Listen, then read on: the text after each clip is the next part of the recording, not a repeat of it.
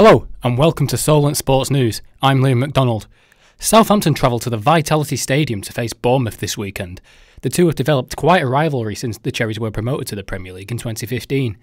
Ben Littlemore caught up exclusively with Saints assistant manager Mark Bowen ahead of the clash. South Coast derby coming up tomorrow against Bournemouth. How important is it to get the 3 points tomorrow? Every game we go into, you want to try and pick up points and win. I think, the back of certainly the last 2 or 3 games, we've, with difficult games, we've played Wolves away, we've played Liverpool, we've played Chelsea. So, that's compromised us a bit. But at the same time, obviously another away game for us. But coming back from international break now, we obviously are going to get some points on the board pretty quickly. Some people say that this isn't a proper derby compared to, say, Portsmouth, Southampton. How does it compare to some of the derbies that you played in? Oh, good question. Well, every derby is special to different sets of supporters, let's say. And of course, I suppose traditionally Southampton, Portsmouth is the one that Southampton, have been associated most of all. It's like the fans, but at the same time, our nearest neighbours at the moment in the Premier League are Bournemouth. So it adds a bit of spice to it. It's been quite, as you say, quite a mixed start to the season for Southampton so far. You've been unlucky in a few games. How is the general morale in the camp? No, it's very good. I think we've got bright players and obviously the staff, Mark, myself, Eddie, and the other staff of the club. We've been doing this long enough now, over 17 years. In the Premier League, every year in the Premier League. So we're under no illusions. We know when things are, if you like, tough and you're up against it. We know when obviously results show when you're playing well as well, but also you've got to have a level head and a bit of calmness about you when results maybe are going against you, but you feel as if you probably deserve more and you're playing well enough to deserve more. It's not just the South Coast derby this weekend. Ben Littlemore has more fixtures to say. Yes, as well as the South Coast derby, the big game in the Premier League this weekend takes place at Stamford Bridge. Chelsea host Man United at midday tomorrow. And the Blues' star player Eden Hazard has taken a U-turn on his comments, saying he would like to work with Jose Mourinho again.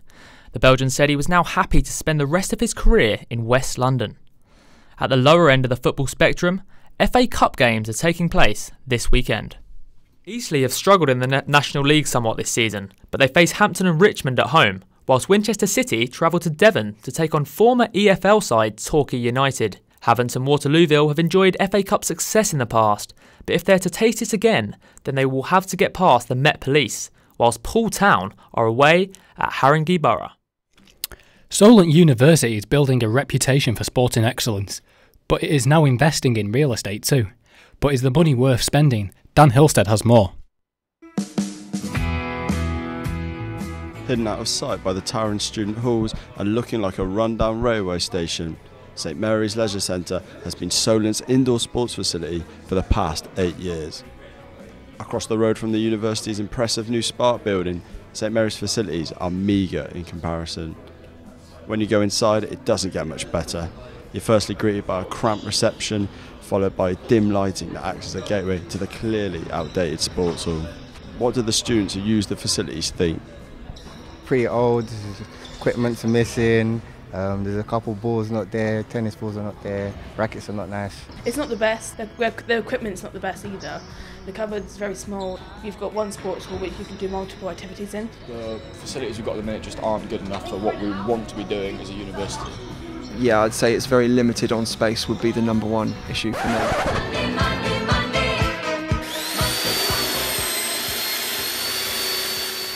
In September 2019, the university is set to unveil its impressive new £28 million sports building. The aim is to support and enable excellence in sport, something that will improve and modernise the university. Will Zoppolini, lecturer in physical education. Well, from my personal point of view for teaching, it's going to help a lot with the added space and just the logistical every day of getting equipment out, more storage space so we can order new equipment. We've wanted to order new equipment before, but we couldn't because there isn't anywhere to put it over here. So the added space is going to add a lot of more resources, which is going to help the students learn a lot more, I think. As Solent aims to improve itself, how will the new sports complex aid in doing this? Wider for the university, it's going to look a lot better on open days, having everything on one campus. And I'd say it's probably the thing that's missing from, if you look at a lot of other new universities, they have a lot more money going into building facilities like this. So I think it's going to bring us up to competitor standard. However, some students are struggling to understand just why so much money has been spent on physical based facilities while other parts of the university remain neglected. Yeah, I think there's definitely some facilities that are looking a bit run down that could have used some more money. I mean, I don't know what the sport facilities are really like, but I know they are limited. 30 mil seems a bit much. I feel like they didn't need to spend 28 million, all of the money on one sports complex, considering there's other parts of the uni that need upgrading. My name's Kelly Jones and I'm the Athlete Support Officer at Solent Sport, part of the high performance team. Solent are the 7th biggest recruiter in the UK for sports, and Jones believes that the huge investment is more than necessary for the future of the university. I do understand that we are here to mainly for education, but sport can add so much to people. Students who engage in sport are much more employable, they're healthier, happier individuals, and sport is a massive part of the student experience. With the building set to open in 2019, it's clear to see that it will be a talking point for years to come. Women's grassroots football could be on the rise. The sport's representatives have received increasing funding following its growth in the popularity over the last few years. Liam Shun reports. Here comes the money. Here we go. Money talk. Here comes the money. This week, UEFA announced they would be increasing the funding to its 55 female member states by 50%. The women's game in England, which currently receives $88,000 a year from UEFA, will see their funding raised to $132,000. The increase in funding comes off a record number of viewers at the 2017 European Championships, with TV views hitting well over 178 million viewers worldwide.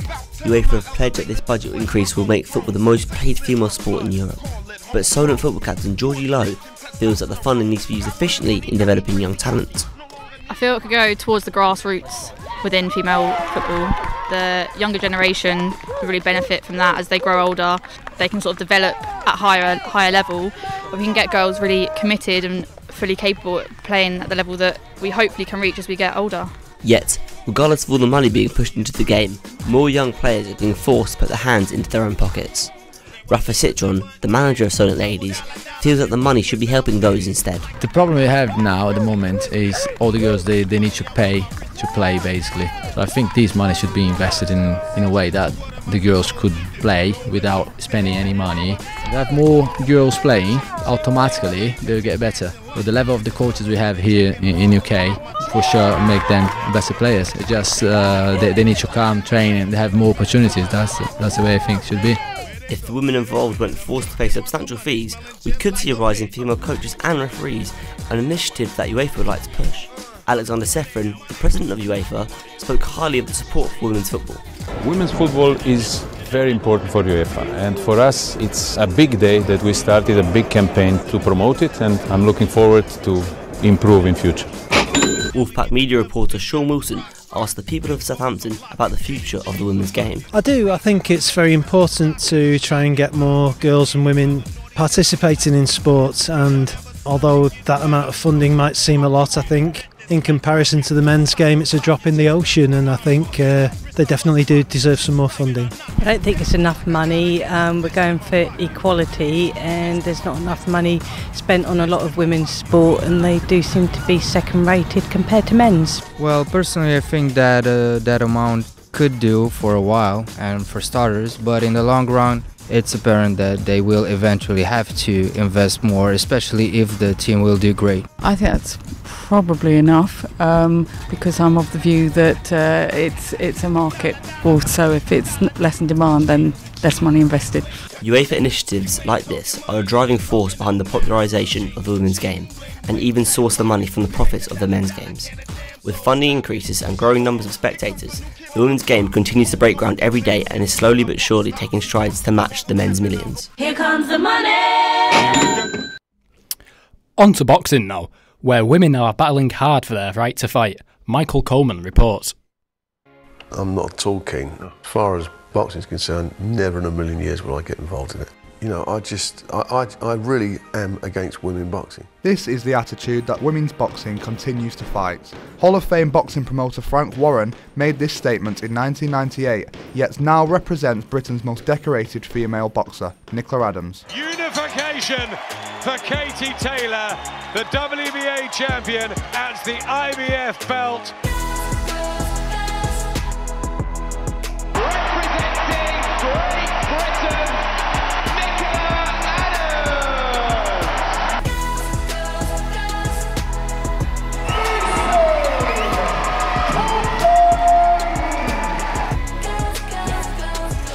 It's the likes of these names that are helping to eradicate the perception that women shouldn't fight. Some fans have voiced their opinion that it is unsporting for females to inflict damage onto each other and that they can't get excited for it.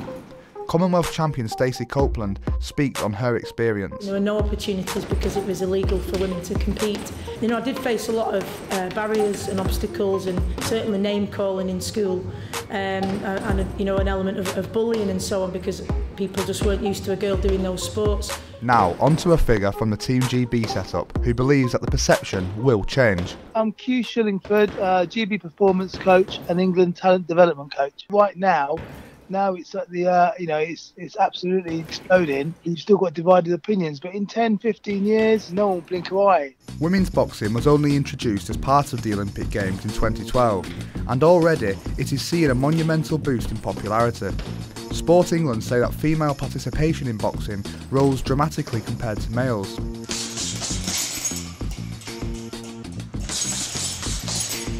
Over 36,000 females now box once a week, but it was half of that figure before the Games.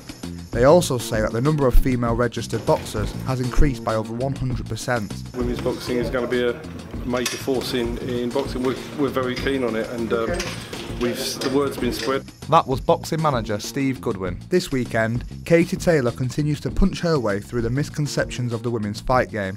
She will defend her WBA and IBF lightweight titles against Cindy Serrano in front of 10,000 people in Boston. Attitudes are changing. People on their feet as the two embrace. Women's boxing is here to stay. It's wonderful to see. Over to Belarus now, which is the home of new shift in athletics. Could the face of sport change forever? Kieran Wilson reports. Minsk, the capital of Belarus, home to 2 million people, lush green forests and its distinct folk music tradition. But tradition won't matter next June when the European Games come to town. The European Games will feature dynamic new athletics, or DNA for short. These will include a sled run, medicine ball sprint and even a parachute dash, where competitors race with parachutes attached via a harness. But is this the way forward for athletics? I think it provides an interesting way in for athletes. John Tilt of Southampton Athletics Club was a double gold medalist at the 2015 British Masters. It encourages people to take up the sport is a good thing. I think longer term I would still like them to move to the more traditional events, but if we can keep people occupied and get them off the sofa, then that's a good starting point. Graham Jocelyn, one of the coaches for the Southampton junior squad. I personally think it's a good thing, just to get a wider spread of events to get the children involved. And also I think there's a potential to keep the interest going. One of the things you see in children is they get a big increase at the start and then it really feathers out as they get older. The bigger the spread, could be better. However, not everyone at Southampton Athletics Club shares their enthusiasm. James Mann, I'm Vice Chair at Southampton Athletics Club. I think you then move it outside the boundaries of athletics. And then it becomes sort of tough mudder territory and that sort of stuff. Something definitely needs to be done. It's a bit like cricket in the 2020. That didn't reinvent itself, just evolved. I think athletics probably needs to go through a similar process. Children's participation in athletics has declined by 10% from its record high of 31% in 2015. But Maurice Dugan of the British Masters Athletic Federation thinks the new ideas won't work. The vast majority of athletics is not spectator sport. It's the people competing themselves under officials. It's fine for putting these things on where you've got an empty track and all those sort of things between events. You can put them on to fill people's time and possibly show on television. But basic athletics, sorry, it's a nonsense. It would help if the money that, shall we say, some of these promoters who put it in their pockets, pass some of that money back into grassroots athletics. With a split in athletics seeming all the more likely, from the grassroots to the major competitions, will dynamic new athletics breathe fresh life into the sport? Football fans know all about the transfer window, where players can be traded between clubs, but managers are vulnerable to being dismissed at any point during the season.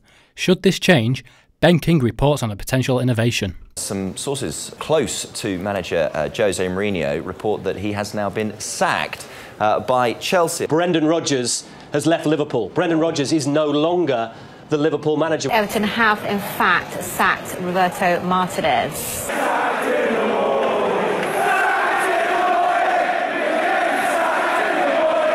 Football management is a tough business in the modern game, with clubs searching for stability in order to find balance and chemistry within their teams. There have been suggestions of a transfer window for managers that would enable club boards to chop and change when necessary and would add more drama to the merry-go-round for fans. Dale O'Donnell, Chief Editor at StrettyNews.com. Freelance football journalist Dale O'Donnell believes clubs should be doing more to support their manager through the tough times. You're buying into his philosophy, his beliefs, his ways. And if it comes to the stage that there's a bad run of results and there's a feeling that we can't get behind this manager and you have to sack him, and that's the club's fault. They've hired the wrong man. They're not sticking by what they promised when they gave him the contract from day one. Last season, there were 7 managerial changes in 8 days and 6 Premier League bosses were sacked before Christmas. With the 2018-19 season barely 2 months old, there have already been 10 bosses that have left their post across England's top 4 divisions. Despite this, Secretary at Sholing Football Club Greg Dixon thinks that clubs would never agree to a restrictive window in which they can employ and release managers. Wouldn't adhere to that, would they? Because, like I said, they're looking for the success, the longevity of what they can get out of the game, and to get success, you need someone that's going to be running their team and winning things. If the manager's not the right person, then they'll just sack him. You know, you've only got to look at some of the grassroots managers around. You have the situation with Chris Todd at Eastleigh. Compensation payments have totalled up to £515 million across the Premier League and Football League divisions. The average tenure of a manager in the top flight lasts for just 10 months. To be honest with you, I don't think there should be a window at all. In non-league level, anyway. You know, I think it's. I don't think it's feasible, to be honest with you. This is Sholing manager Dave Diper, who has been at the helm of the non-league club for over 1,000 games. Diper insists that funding is key for the longevity of a manager's reign at a club. I mean, it's about really, if you're a progressive club and you've got some funding, it's quite easy. But when you haven't got the funding and you're going back to the same sponsors every year, it's very, very difficult.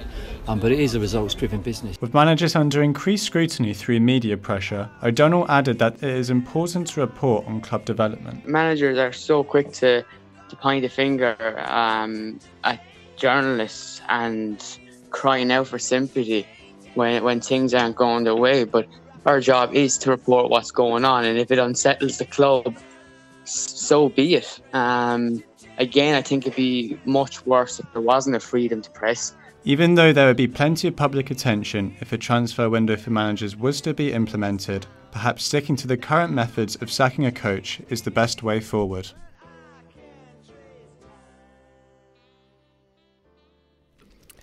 Tennis is dealing with the fallout of a match-fixing scandal this week. Ukrainian twins Gleb and Vadim Aleksenko were banned for life on Monday after being found guilty of several corruption offences, James Gardner reports.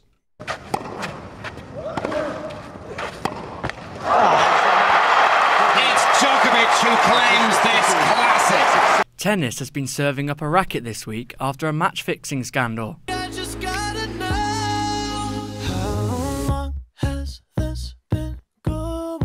Ukrainian twins Gleb and Vadim Aleksenko were both banned for life for offences committed between June 2015 and January 2016.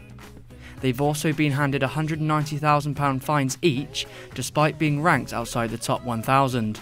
It's an example, really, of the number of people at a very low level who are either trying to or have been convicted of fixing matches. That was BBC Sports tennis correspondent Russell Fuller. He explains why players might fix matches. Neither really trouble the scorers in a professional sense. This is not condoning what they did at all, but the reason that some are tempted to break the rules and break the law is that there's no way you can earn a living if you are 1,263 in the world. Vadim Aleksenko's total earnings comes to just £67,000. His younger brother Gleb has pocketed only £40,000 during his career. Experienced coach Colin Murphy sees the thinking behind the Ukrainians' match fixing. And they would be lucky to be earning probably €400 to €500 a week playing the tournament. So it would be very much of a motivational factor for them to earn perhaps a few thousand at a time for fixing those matches. So yes, in a way you understand it. Only 6 months ago, a report by the BBC stated that there was a tsunami of match fixing taking place in lower league tennis. Murphy backs up this report, but says matches being thrown are more common than matches being fixed at amateur level. Yes, it happens very much, and quite often it's usually someone having a tantrum and just deciding to throw the match, and which ruins it, because it should be about an afternoon's entertainment, not someone just having a tantrum and throwing a match. Despite no money being involved, some would argue that principles need to be upheld even at the lowest level. This would include taking recreational matches seriously by playing to win. Former Lawn Tennis Association participation manager Adam Goebel thinks throwing matches is disrespectful. It's against the spirit of the sport and against kind of the spirit of competition that it's bad for yourself that you shouldn't do it, and also bad for the opponent, because at the end of the day they've come for a good game as well. So it should be kind of a level playing field, really. Goebel now works for UK Anti-Doping as an education partnerships officer. He explains the difference between dealing with match fixing and doping issues. Kind of depends on the drug in anti-doping, so it's fairly clear certain drugs have more kind of weighting in terms of lengths of ban, also the number of times that you've been caught, so second, third offence, the bans goes up. So it's easily quantifiable in anti-doping, but I suppose in match fixing it's a bit more difficult. At professional level, procedures are in place to allow players to notify the relevant authorities. Players can call a hotline, talk to an anti-corruption officer, or use an app if they are approached by fixers. Andy Long is a player at Gem Tennis in Hamble and sees no reason why top professionals would fix matches. I think the top pros have got too much to lose and they've got too much self-motivation in wanting to win, and I think they do it purely for the winning. I mean, money-wise, they get endorsements outside of the game, so they don't need to worry about that. Other ways of cheating are possibly still prevalent in the game, but I don't think match fixing is. In 2016, Novak Djokovic spoke about being offered £140,000 to throw a match in St Petersburg a decade earlier. The former world number one ultimately didn't play the event. BBC Sport's Russell Fuller is adamant that fixing doesn't happen at the elite level. I think it's unlikely, just because of the vast money that is available at the very highest levels. There's no great temptation for top 50 players, particularly for top 20, top 10 players to do this, because the rewards are absolutely vast. We see very few alerts even at Grand Slam level, very few alerts at ATP or WTA level. The Alexinko case shows fixing does currently exist within the sport, but officials will be hoping that the punishment will be game, set and match for those trying to taint tennis. You have been listening to Solent Sports News with me, Lou McDonald. Tune in tomorrow for more sporting news.